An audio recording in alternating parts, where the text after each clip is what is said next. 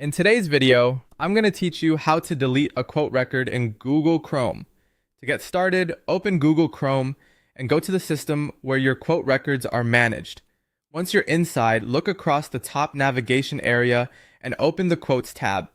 This is the section where all quote entries are listed, and it's where you'll be able to find the specific record you want to remove. Take a moment here to make sure you're in the correct tab, especially if your workspace includes multiple objects or record types. Next, from the active list or data view, find the quote record you want to discard. You may see several entries displayed at once, so it's a good idea to carefully check the line item before proceeding. Make sure you've selected the correct quote, since deleting a record is something you'll want to do intentionally and only after confirming it's no longer needed. If your list is long, moving slowly here can help prevent mistakes.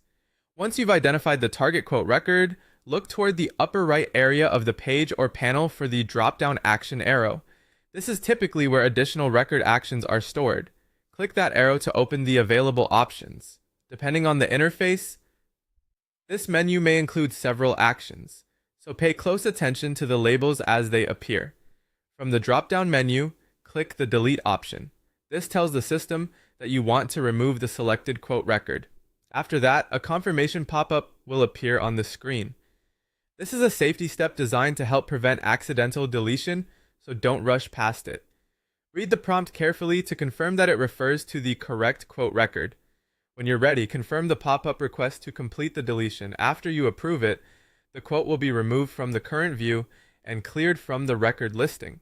In many systems, the record may disappear from the page almost immediately, so that's a good sign the action was successful. And that's it.